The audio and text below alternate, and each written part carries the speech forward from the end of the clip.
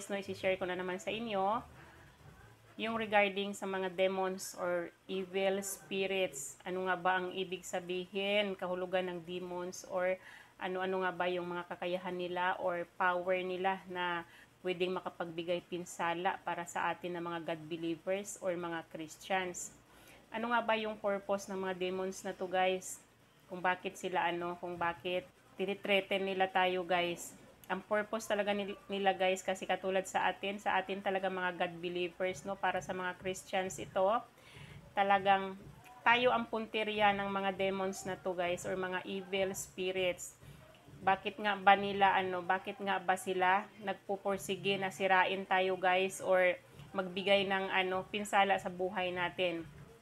Unang-una talaga, guys, no, kasi gusto nga nila, guys, na sirain tayo bilang anak ng Diyos. Kaya tayo pinapahirapan ng mga demons na to, guys, kasi gusto nila mawalan tayo ng tiwala sa Diyos. Gusto nila sa sa pamamagitan ng pagpahirap nila sa buhay natin. Gusto nila isipin natin na ang Diyos ay hindi para sa atin, ang Diyos ay hindi natin kasama, at ang Diyos ay helpless, yung parang walang kwenta. Ganun ang gusto ng demons na or evil spirit na isipin natin, guys, na mawalan tayo ng pananampalataya or i-break natin yung ating faith kay God. Kaya sila kaya talaga yan sila nagpupursige na sirain tayo, sirain yung relationship natin kay God. Kaya talagang kapag kayo ay pinunteriya ng mga demons na to, guys, talagang asahan nyo na talaga pahirap ang gagawin yan sa buhay ninyo, guys, para nga ay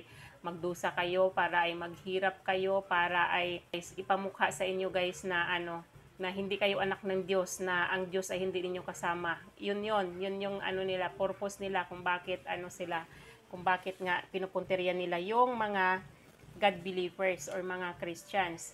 So itong mga demons na to, guys, no, at saka evil spirits na to, ito sila, guys, ay wala silang human body. Spirit lang sila, kaya wala silang katawan na pangtao na katulad natin. So may kakayahan sila, guys, na pumasok or sumanib sa katawan ng isang tao or sumanib sa mga hayop, guys. May ganun silang kapangyarihan kasi nga wala nga silang human body. Pwede silang pumasok sa katawan ng tao. Magugulat na lang kayo minsan, 'di ba? Ako lagi ko yung na-experience kasi ako nagtitinda. Talagang binablock ng mga demons na to, guys, yung aking financial status ng financial ko. Talagang kapag nagtitinda ako, talagang nararamdaman ko yung mga blockages. Minsan nararamdaman ko na lang, namamalayan ko na lang, no, may mga nakakasalubong akong tao kung ano-anong sinasabi sa akin, kahit mapabata man yan, kahit bata pa, guys.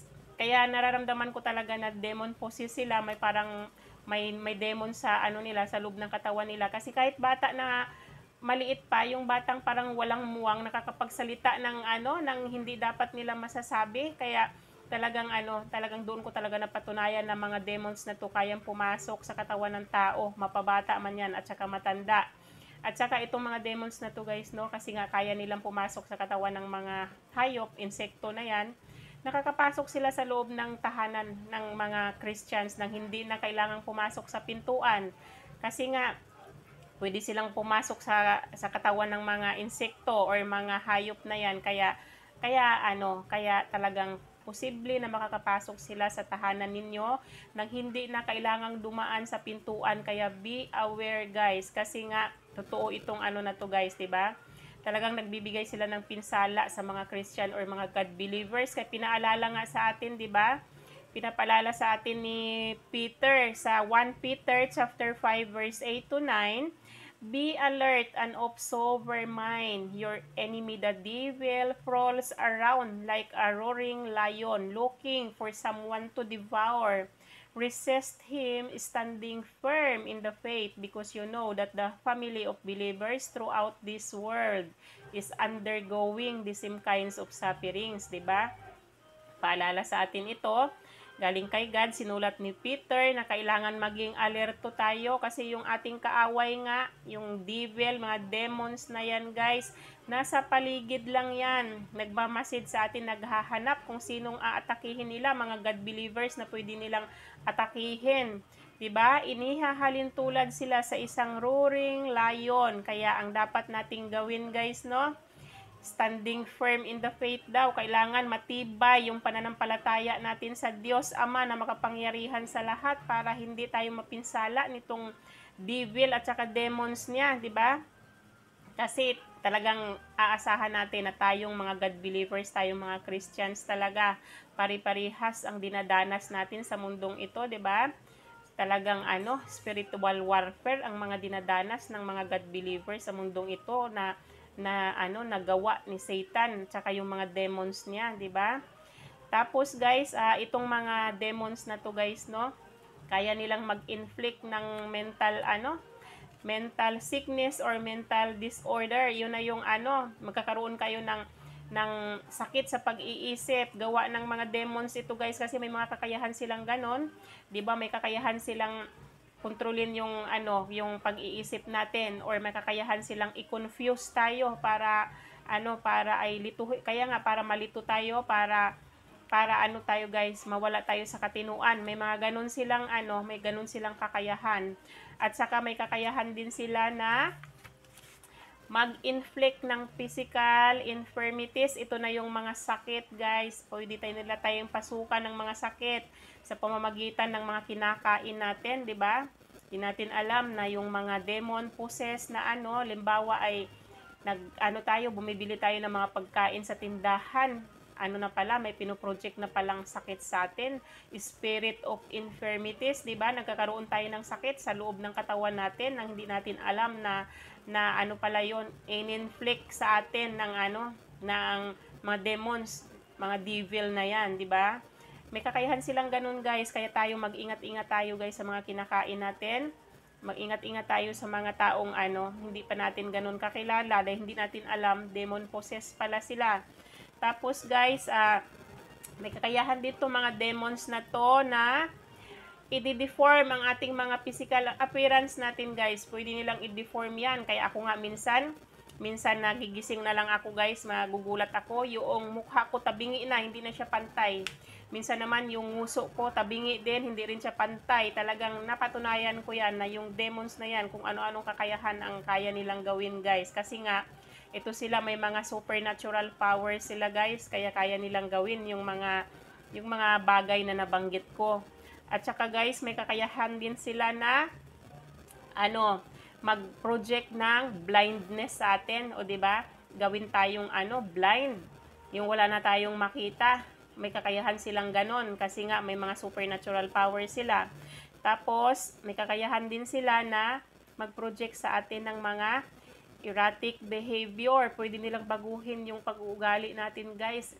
Ang tinu-tinu mo ngayon, parang ang ganda ng pakiramdam mo ngayon, ang ganda ng mood mo ngayon, tapos mga ilang saglit lang guys, magbabago yung attitude nyo dahil sa kagagawa ng mga demons na ito.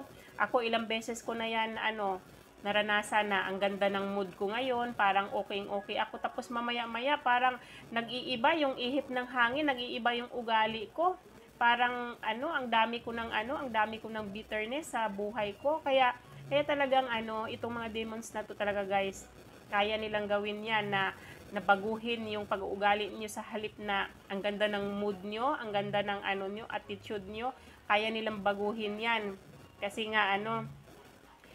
nga may mga ganun silang kakayahan. Tapos yun nga, may kakayahan din silang magbigay harm sa mga believers. 'Di ba? Ito na yung mga believers nga na kung ano-anong ini-inflict nila, nagbibigay sila ng sakit, or kung ang dami nilang pwedeng gawin para ang mga believers ni God ay sirain nila guys, kung ano-anong mga ginagawa nila para ay tayo ay pabagsakin, para tayo ay hindi makarating doon sa purpose ni God sa mga buhay natin. Kasi alam ng devil yan na kung tayo ay mga God believers, may kanya-kanya tayong purpose guys, may kanya-kanya tayong assignment na ibibigay si God para sa atin, na destined tayo for greatness. Kasi mga anak tayo ng Diyos, hindi tayo pababayaan ng Diyos. Kaya hanggat maaari guys, itong mga demons na to pinipigilan nila na hindi tayo makarating doon sa patutunguhan natin, sa purpose natin sa mundong ito. At saka, kaya din nilang deceive yung nations, lukuhin yung yung buong sambayanan, buong sangkatauhan. Kayang-kaya nilang lukuhin yan sa pamamagitan ng kasinungalingan nila guys, paniniwalain nila yung mga tao sa pamamagitan ng kasinungalingan ng mga demons na to, kasi natural talaga nila ito guys, ng pagiging sinungaling. Talagang ito yan sila, ito yung tatak nila, pagiging sinungaling ng mga demons na to. Wala yan silang sinasabi na totoo, lahat ng inilalabas niyan sa bibig nila puro kasinungalingan. Kaya kayo mag-ingat-ingat talaga, mag-ingat-ingat, dahil ang kalaban natin guys ay may mga supernatural power of darkness, pero wag tayong matakot, kasi kung may sila, supernatural power sila, mas makapangyarihan yung Diyos na kinikilala natin, yung creator ng heaven at saka earth. Mas malakas ang kapangyarihan ni God at mas malakas si God kaysa mga kaaway natin. Kaya huwag tayong matakot. Nakalagay nga dito, sabi dito sa Ephesians chapter 6 verse 10 to 13, finally, be strong in the Lord and in the strength of His might. Put on the whole armor of God, that you may be able to stand firm against the schemes of the devil. For we do not wrestle against flesh and blood, but against the rulers, against the authorities, against the cosmic powers over this present darkness, o diba? Against the spiritual forces of evil in the heavenly places. Therefore, take up the whole armor of God, that you may be able to withstand in the evil day, and having done all, to stand firm. Sabing ganun dito. Diba? Sabi ni God sa atin, maging malakas tayo at mas tibayan pa natin yung pananampalataya natin sa Kanya, kasi yan lang yung natin, pinaka malakas na weapon para ma-defeat natin itong mga demons na to, at hindi sila makapagbigay ng pinsala sa buhay natin. Anong sabi dito? Put on the whole armor of God. O diba, tulad ng sinabi ko, ano nga ba yung armor ni God? Truth, righteousness, faith, peace, words of God, at saka prayer guys, di ba? Kapag itong mga armor ni God na to, in-apply nyo sa buhay nyo guys, at saka talagang i-perform nyo siya guys, hindi yan makapaminsala itong demons na to. Maniwala kayo guys, maniwala kayo, panghawakan nyo ito guys, itong mga words of God. Talagang ito yung best weapon natin para hindi tayo ma-defeat ng mga demons na to guys, kasi ang Diyos natin guys, ang Diyos na kinikilala natin guys, walang makakatalo, dahil mas makapangyarihan sa lahat guys, mas malakas sa lahat. Kaya wag tayong matatakot sa mga demons na to guys, kasi kung tayo tunay na anak ng Diyos, hindi yan sila makapaminsala, basta i-apply natin sa mga buhay natin yung whole armor of God. Wala yan, talagang siguraduhin ko sa inyo na magpo-prosper tayo kapag i-apply natin yung whole armor of God. Yun lang naman guys, yun lang. Sana may natutunan kayo sa akin sa araw na to. Hanggang dito na lang yung aking video. Bye-bye and God bless you all. Bye-bye everyone.